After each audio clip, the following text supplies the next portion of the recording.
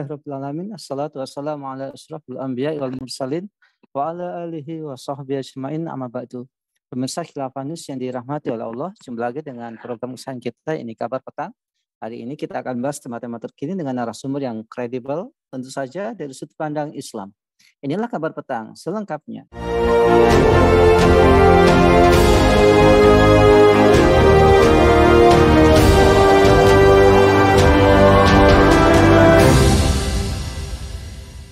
Pemirsa, band asal Inggris yakni Coldplay akan segera konser di Indonesia pada November mendatang.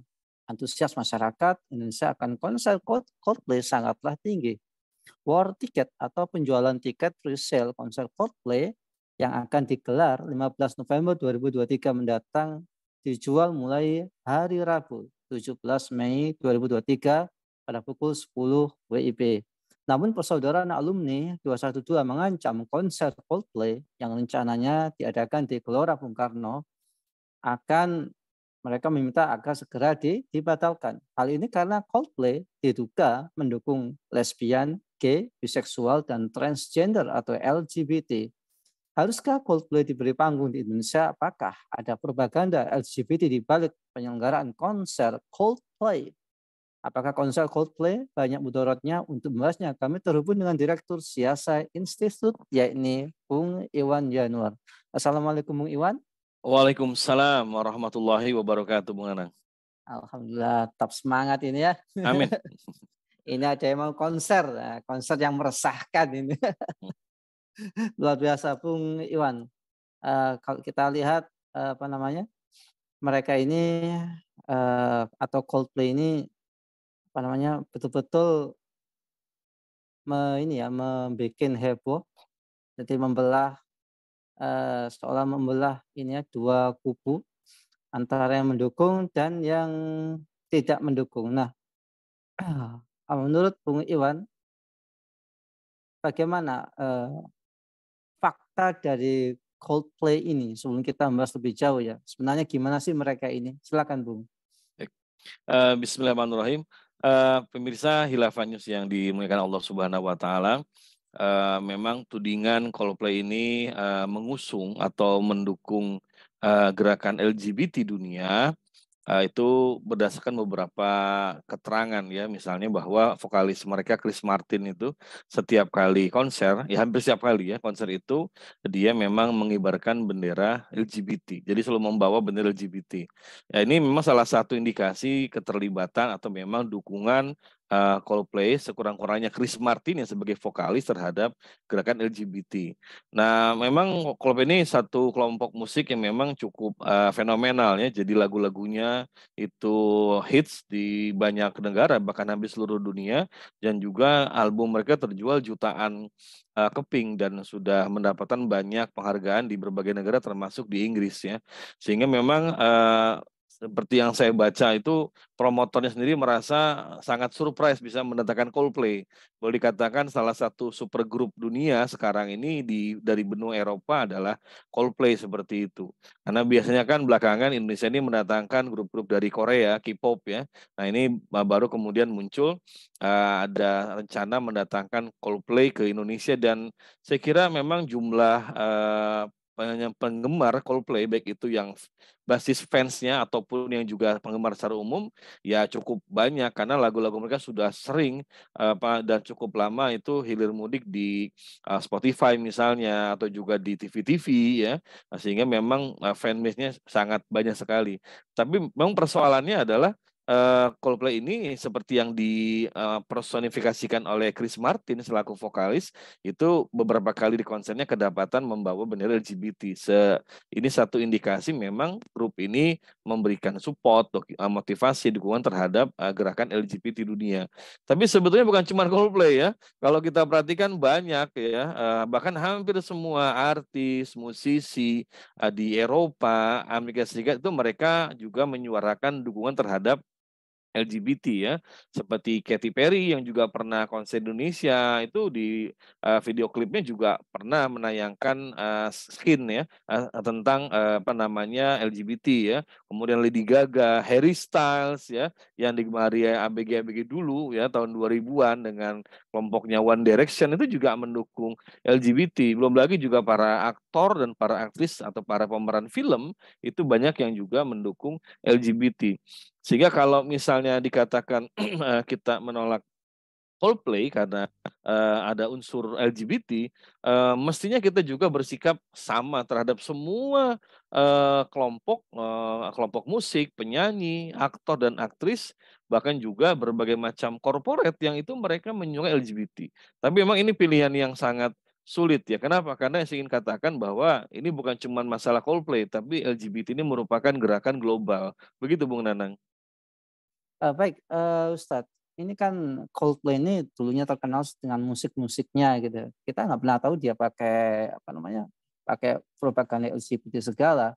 Nah ini gimana cara kita menyadarkan generasi muda karena memang udah image dari Coldplay ini mereka ini apa namanya, musiknya bagus gitu ya, menyadarkan mereka ini gimana. Soalnya bawa bendera warna-warni itu kayaknya biasa gitu ya, sebagai ornamen saja kan gitu. Iya. Padahal itu ada misi tertentu. Gimana, Iya. Bung? Ya, inilah satu keberhasilan ya, salah satu keberhasilan kampanye LGBT di seluruh dunia, termasuk di tanah air, banyak kaula muda itu yang mereka menganggap bahwa LGBT itu bukan satu masalah, jadi bukan satu problem ya. Sehingga memang itu kan pilihan hidup, itu lifestyle kata mereka seperti itu ya. Jadi ada yang memang secara terbuka sebagian dari orang Indonesia, terutama kaula muda mengatakan bahwa ya LGBT no problem, itu hal yang harus kita terima dalam kehidupan di masyarakat seperti itu ya. Yang kedua, ada memang mereka yang nggak mau ambil pusing tentang LGBT. Yang penting mereka senang dengan musiknya, senang dengan lagunya. Sebagai pengusung aliran Britpop ya, Coldplay ini mereka anggap lagu-lagunya enak, kemudian juga musikalitas yang juga tinggi seperti itu.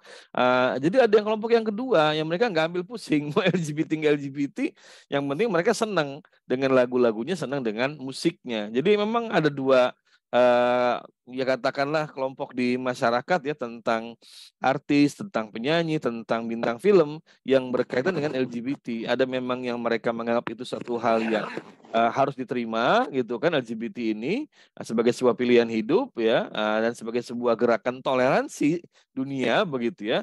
Ada yang kedua yang nggak mau ambil pusing, mereka nggak mau tahu LGBT atau bukan, yang penting lagu-lagunya enak. Begitu Bung Nanang. Iya. Terus gimana caranya Bung Iwan? Kayaknya, pendidikan kayaknya mulai dari sekolah ini juga harus dibahas gitu ya. Ya, Kan marak kemarin ini ada anak pondok pesantren tapi tontonannya itu juga, tidak sesuai dengan karakter pondok pesantren, nonton anime Jepang yang berbau-bau apa ya, merusak gitu, ya. berbau-bau seks. Nah ini haruskah pelajaran Coldplay ini kemudian dimasukkan ke sekolah atau seperti bagaimana sistem pendidikan Islam seharusnya untuk mengatasi ya, serangan-serangan budaya barat yang masuk lewat musik ini? Iya. Silakan Bang Iwan. Ya, kita memang melihat Indonesia ini walaupun mengatakan punya ideologi Pancasila, tapi sebetulnya kesulitan ya, bahkan hampir dikatakan tidak bisa kemudian memfilter berbagai macam budaya yang bertabrakan dengan nilai-nilai yang ada di tanah air, terutama nilai agama Islam ya. Buktinya apa? Bahwa suara dukungan terhadap LGBT ini semakin kencang, semakin menguat. Bahkan kalau kita lihat di KUHP terbaru yang disahkan tahun lalu oleh DPR itu, di situ tidak ada pasal yang kemudian menganggap bahwa perilaku menjadi gay atau lesbian atau transgender itu sebagai tindakan kriminal. Itu tidak ada.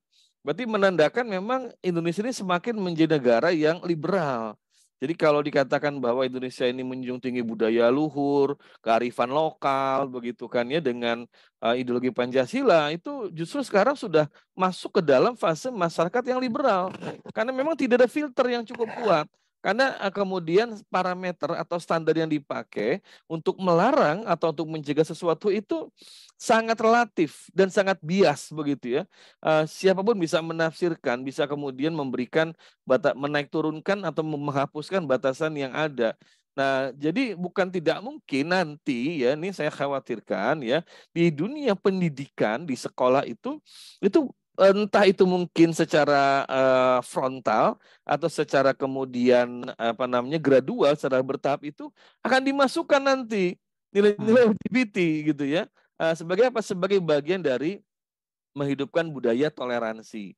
Karena kan kalau Iya. ada kelompok yang menentang LGBT seperti kelompok-kelompok Islam ya, katakan seperti Persaudaraan Alumni 212 misalnya ya, yang mereka menentang LGBT itu pasti akan dikategorikan sebagai kelompok intoleran.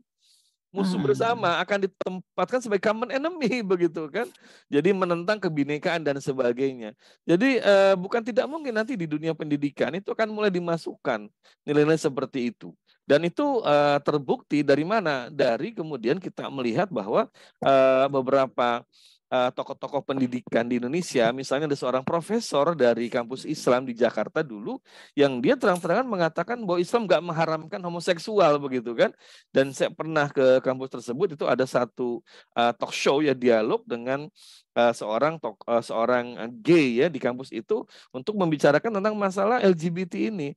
Nah artinya Bung Nanang juga para pemirsa Hilafah News dimanapun berada, kita ini sudah masuk ke fase liberal, mau diakui atau tidak ya, tapi kita sudah melihat Indonesia ini masuk ke dalam satu fase yang liberal di mana agama itu kemudian tidak lagi dijadikan sebagai standar yang tertinggi atau dijadikan salah satu standar tinggi dalam kehidupan di masyarakat berbangsa maupun bernegara seperti itu. Bahkan di dunia apa namanya pendidikan kampus itu sudah kita ingat dulu di Jakarta ada satu kampus negeri yang awalnya rektor itu menentang aktivitas kaum LGBT, tapi entah kenapa kemudian dia meralat sendiri ucapannya dan kemudian menyatakan bahwa itu baru akan ditindak kalau melakukan provokasi, kampanye dan sebagainya.